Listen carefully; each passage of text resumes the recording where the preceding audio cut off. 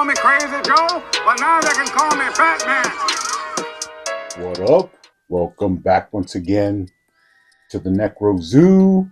I am Boom. And in this one, let's go ahead and add one more figure to my McFarlane DC Multiverse collection. Now today we will finally be finishing up the Flashpoint wave. Now these have been Target exclusives, and I don't not even remember when the first figure was released. All I know is that it took a long time to get to this point, but I am very happy to have completed this whole wave and finally be able to build that cyborg. Now this time, to finish up the wave, we will be taking a look at Wonder Woman from the Flashpoint. Pretty interested to check her out. As everybody knows, I am a big fan of the DC animated universe. I mean, it's not dead, but it's kind of gone down a little bit. I do have my collection of all those box sets that they used to sell at Best Buy. Not happening anymore. So I'm glad that I did, build my collection of DC animated gift sets that I'll always, hold on to. But Flashpoint being one of my favorites.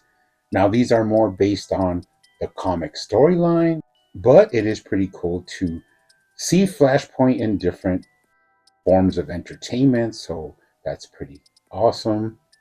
Now, she does look pretty violent in the packaging, but let's go ahead and take a closer look at her. But first, she does come with your standard black DC Multiverse stand. Now, of course, these are not really needed, but sometimes they do come in useful. She also comes with her data file card. On the front, you do have an image from the comic source material. Pretty awesome. I like how in the background you could kind of see some more female characters.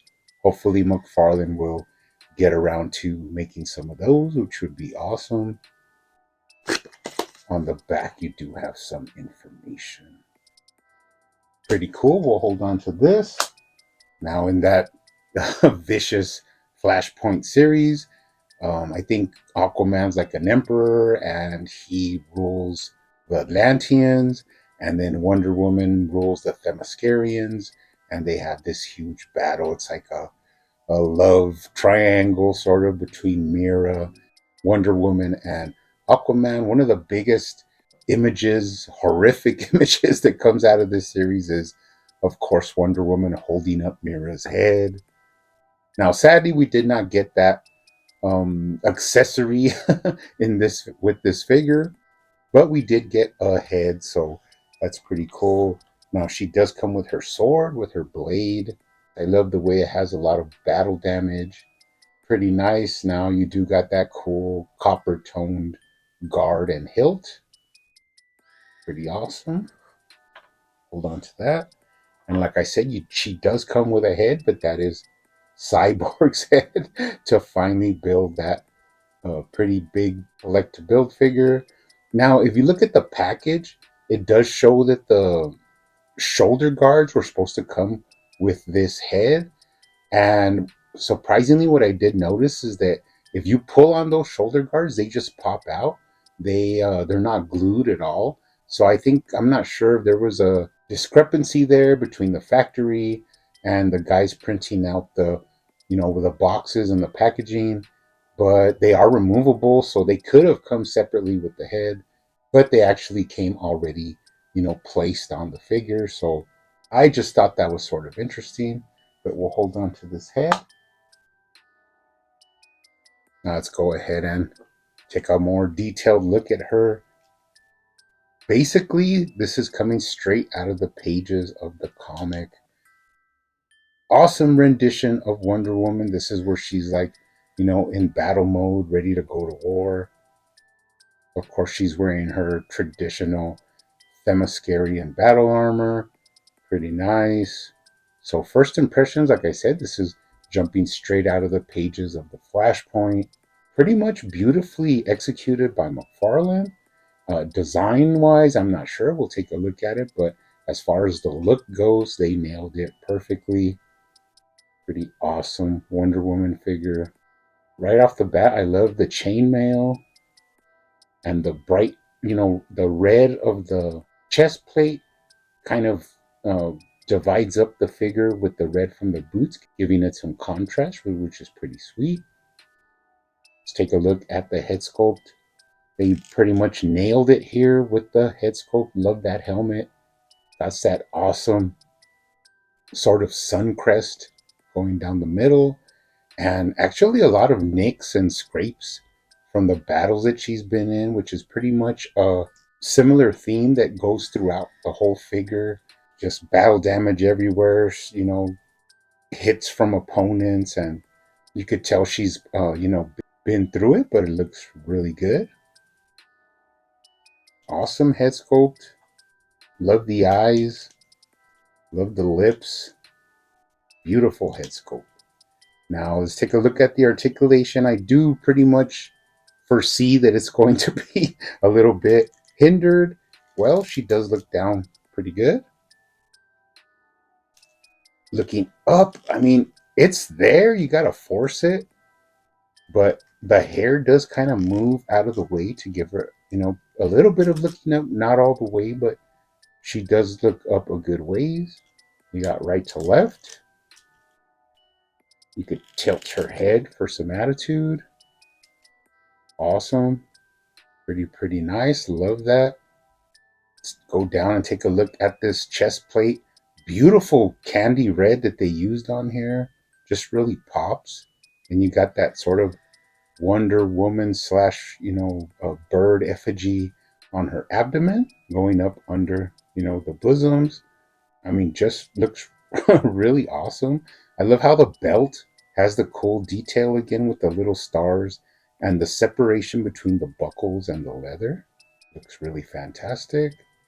Let's take a look at the waist articulation. You got side to side. You got the full tilt-a-whirl at the waist. You got a lower waist swivel. No upper chest swivel, but you could still twist her, get him in some action poses. Oh, she got a slight crunch. Not too much, but it is there. And of course, per usual, you could lean her back all the way to get her in some jumping poses. Pretty sick. Take a look at the shoulder. Now I don't think there is any bushing in there, but you do have the socket. And basically that like chest armor kind of flows with the shoulder to cover any gaps. But you do got a nice amount of range there. You got a bicep swivel, beautifully hidden with that armband. Double jointed elbows look really good. And then moving down from the shoulder, you got all that chainmail, nice sort of hinge elbow guard. You got the pauldrons at the shoulder, moving down into the gauntlet, and then into some awesome gloves, and then a cool gesturing hand for that left hand. Looks pretty tyrannical. It's an awesome piece to use to pose her with. On the other side, you have the same thing, except that you do have the open hand to hold her blade. Now, although the wrists are kind of, they have less articulation, they do have it. You can kind of feel it in there. But of course, it's covered up with the glove part. So you're not going to be able to get the same, range as usual, but you can, move it around and you could feel where it kind of bends the direction you want it to go as you move it around. Get her in that classic T-pose pretty nicely. The guards on the shoulder do move to allow you to get her hands above the head. Pretty nice. Let's go ahead and move down. That's those thigh guards, and then you go into the thighs.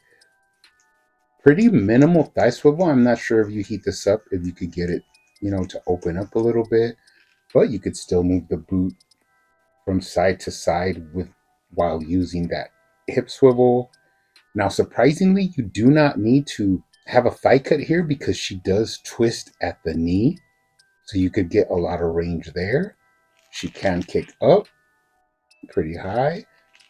kick back exceptionally. And then pop out her knee. She has that sweet McFarlane hip swivel. Now, there will not be any double jointed knees because of the way the single joint is for the swivel that you have under the knee. So we'll straighten her out. She has up and down at the ankle, kind of limited, right to left at the foot. Now she does have a rocker. That's awesome. And toe articulation. Now before we go, let's take a complete look at the lower body. More chainmail, looks really good. Love the way the knees are executed with a swivel. They have a cool design of the armor. And then, like I said before, I love the red on those boots that match up with the chest armor and just give you a really awesome balance for the figure in a whole. It looks really good. Boots are really nice. You got wrinkles and a lot of attention to detail. All in all, she's a well executed, well designed figure. A little bit of limited articulation, but that comes to be expected from being so armored up. Take a look at her from the bottom. No identifying marks and no tread. Moving up the back, pretty cool attention to detail on the boots and then the scratched up armor. More chainmail, a nice bum, and then up to the back. Now, let's talk about this cape. It kind of looks familiar. The only thing is that it's like really thick, but it looks like kind of familiar for some reason. It is soft and pliable. Love the tone of like dirty white that they used. And then you move up into the back. Beautiful hair done here. Kind of reminiscent of the Catwoman hair. The way it's like glued under the helmet and soft so you could move it around still. Back of the helmet looks great. Awesome. Awesome figure from McFarlane. Now you can get her blade and you sort of slip it into the hand and then turn it so that the guard goes, over the hand, and that works out really well. So all in all, I am really happy with this figure. So happy, of course, that I did end up picking up 3 of these. Now I did order 2 online. They were on sale, $19.99, so I ordered 2. But I did eventually end up going to a random Target at lunch, and I did find another one. And the reason I do that is, of course, because I'm going to build 2 cyborgs. Now, before we move on, let's compare her to the only other version that I have, which is the DC Direct version.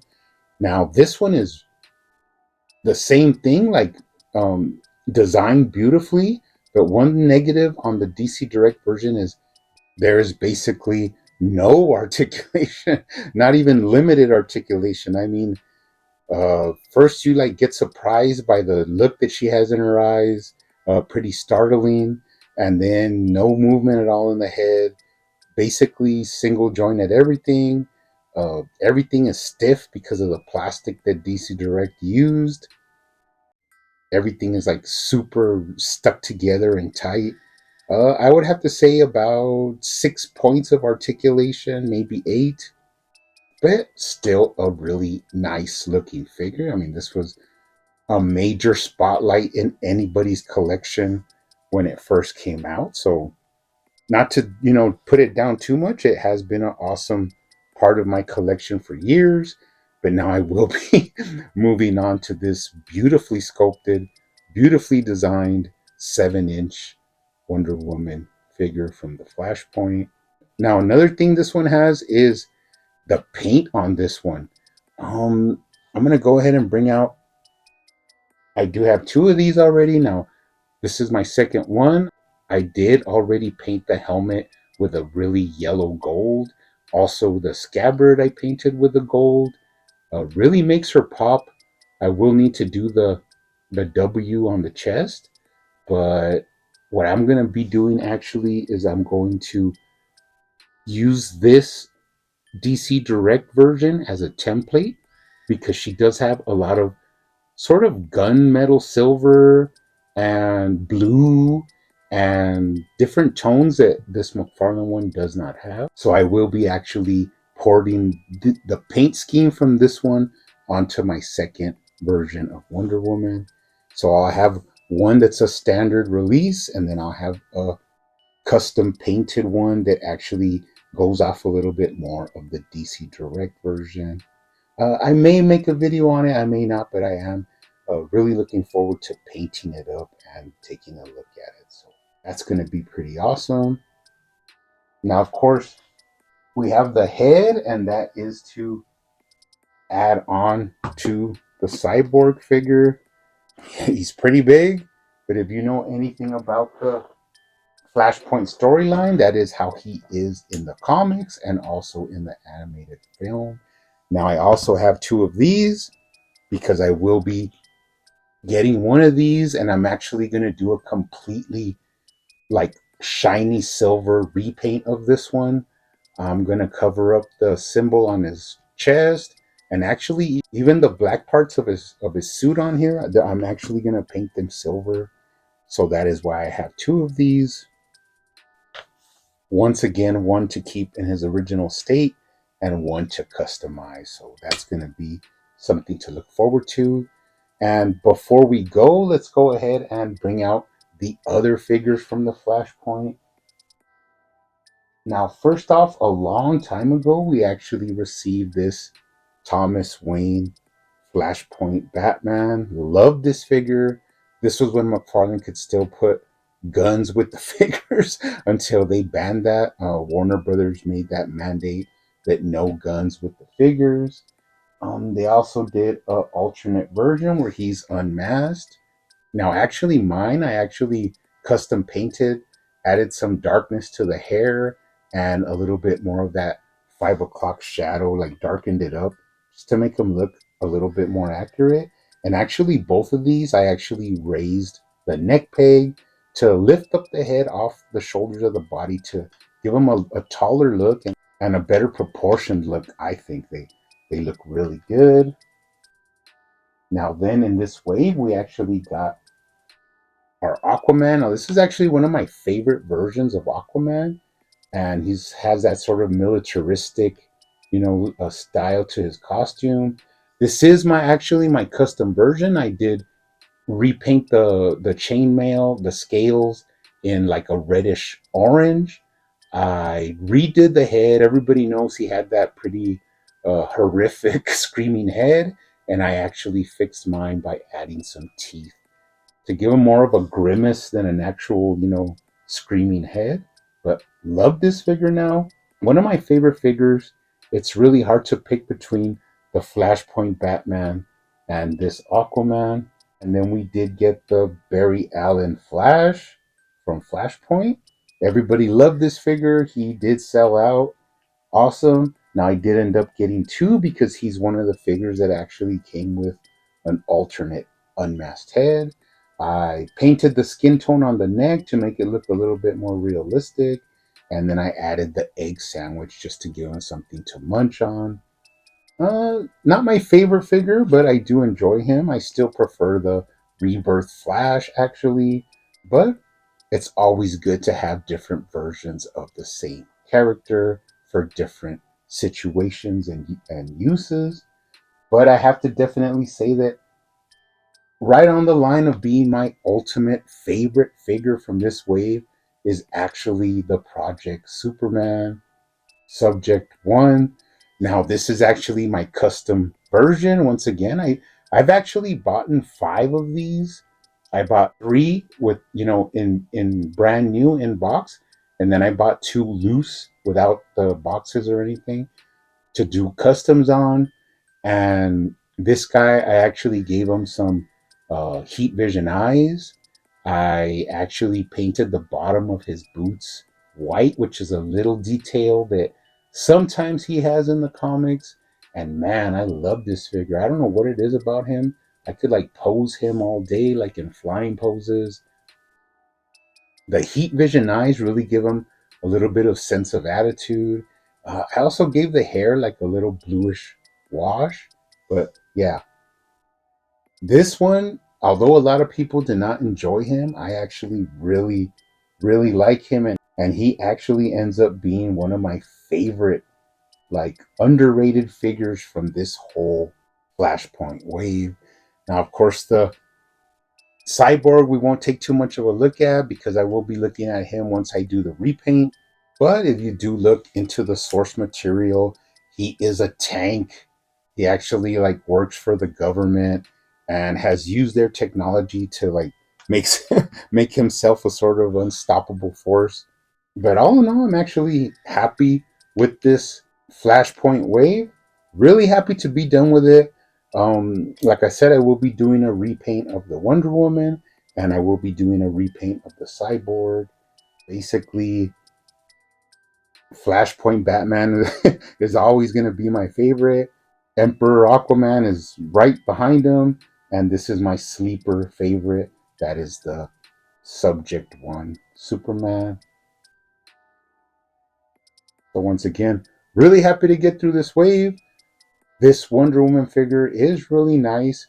If you're a big Wonder Woman fan and you want a piece like on your desk or on your shelf, you could have like a sort of Atlantean warrior and have her like stepping on him and being a bad bee that she is. So this is awesome. You guys keep hunting out there, keep collecting, keep customizing, and I will see you on the next one.